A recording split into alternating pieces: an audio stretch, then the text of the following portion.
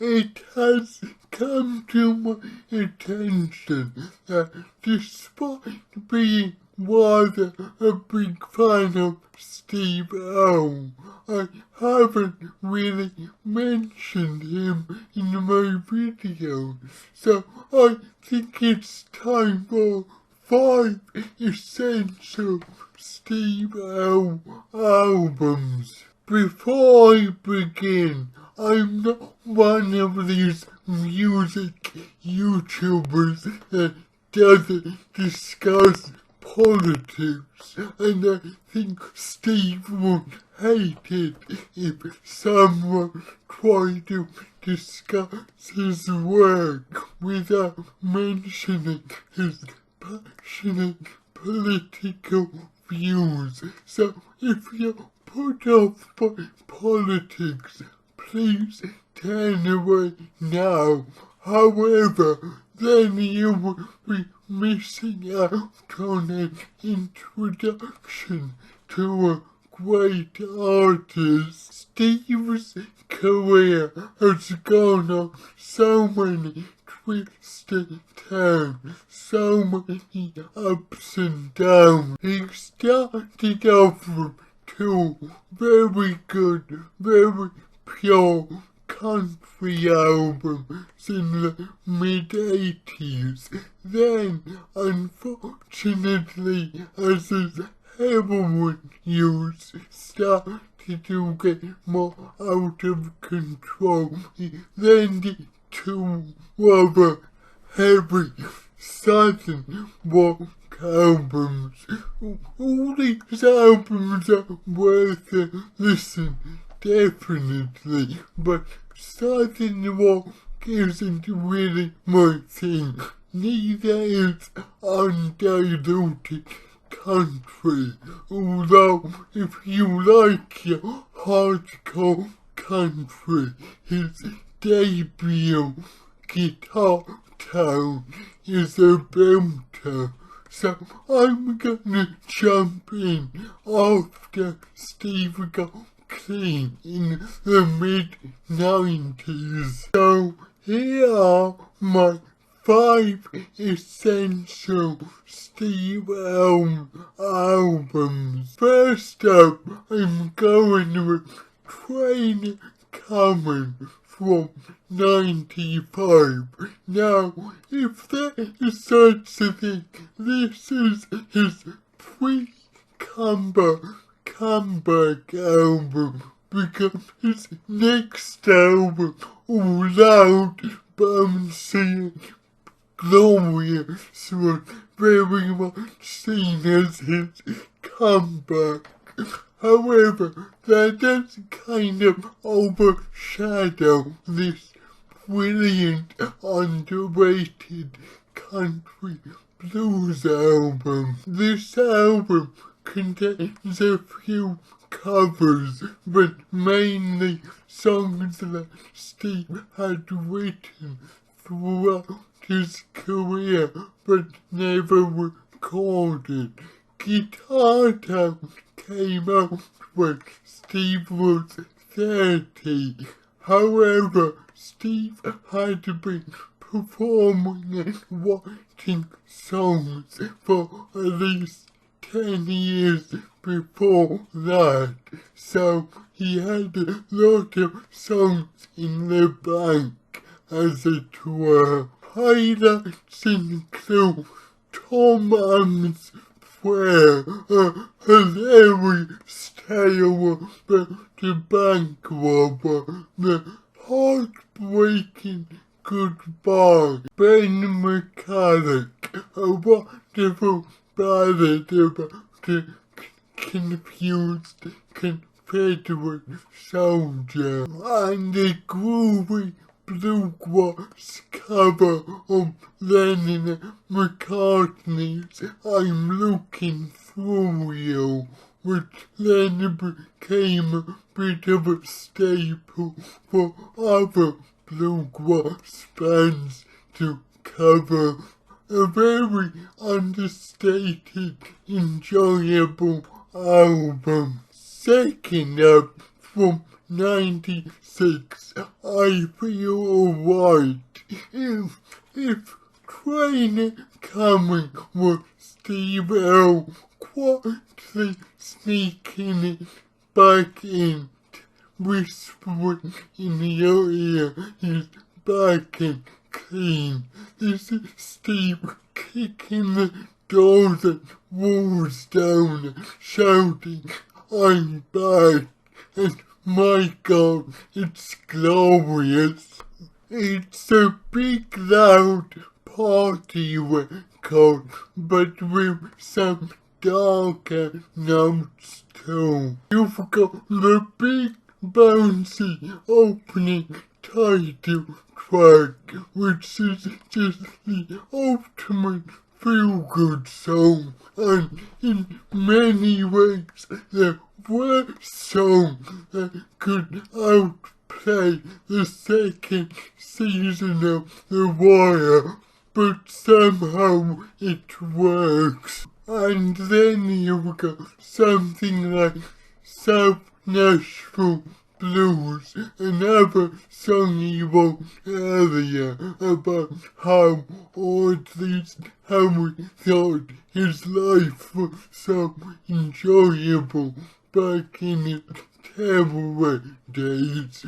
But that is immediately followed by CCKMP. Cocaine cannot kill my pain. A harrowing acoustic blues number, scary and fucking brilliant about just how not so perfect that period of his life was. And last I've mentioned The Unrepentant, another harrowing song about his addiction, but hard-nailed rocker, the drumming, the guitar, this is just perfect. This will have you banging your head, playing air drums and air guitar. I particularly like it when he performs it live, because I feel the acoustic guitar on the album takes away some of the ferocious heaviness of the song. However, this is a wonderful bullseye rocker on a wonderful album. And thirdly, 97's El Corazon. If trainer coming was Steve Earle quietly slipping back in, and I feel alright was Steve knocking the doors out, screaming, I'm home, bitches.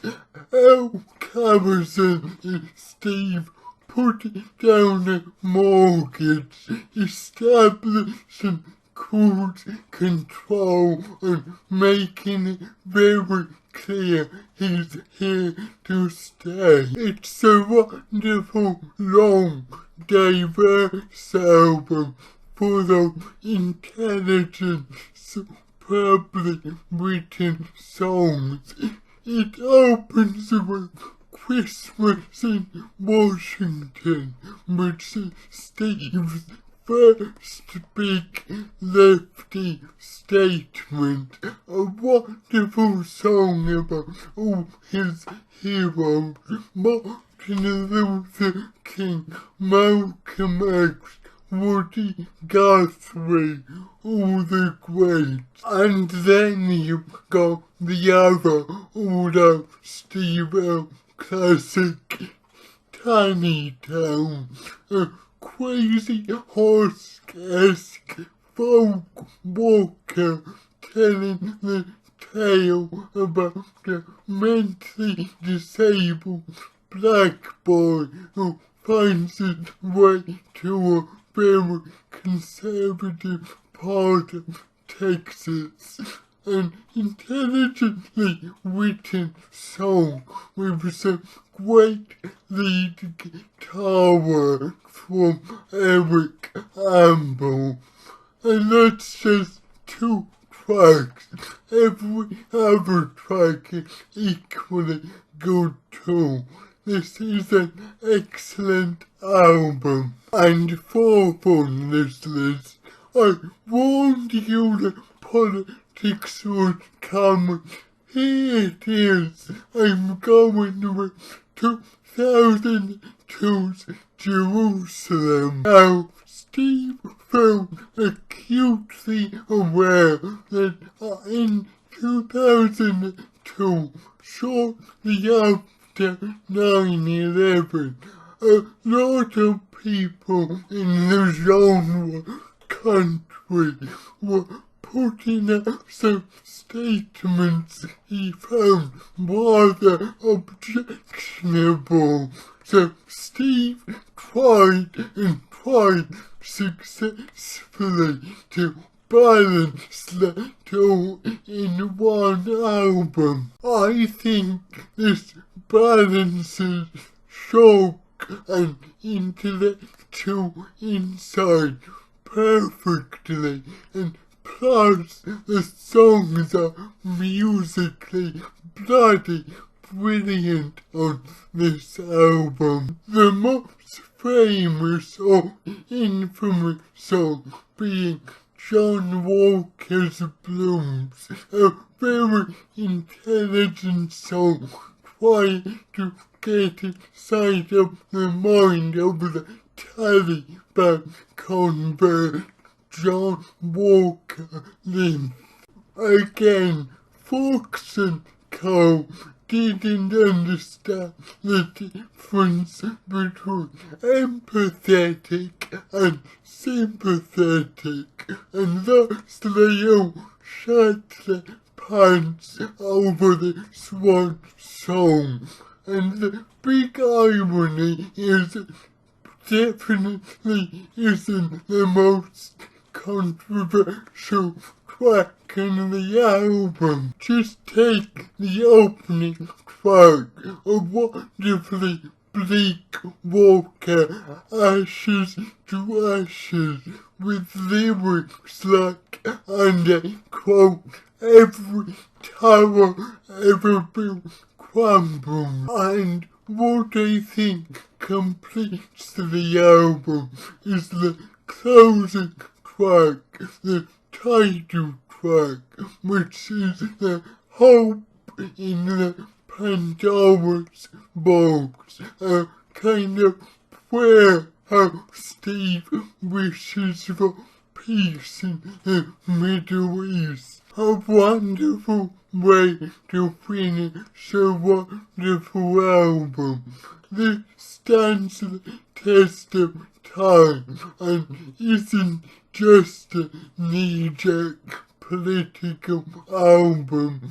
Okay, last on this list, I'm going with 2015's Terraplane. Now, when Steve reached 60, he had a sudden realization, shit, I'm 60 and I'm from Texas and I haven't made a blues record. So with a great lineup of his band at the time, he decided to do just that. It's just such a fun, great record to listen to, and Steve, although being true to the genre of blues, manages to weave in a bit of country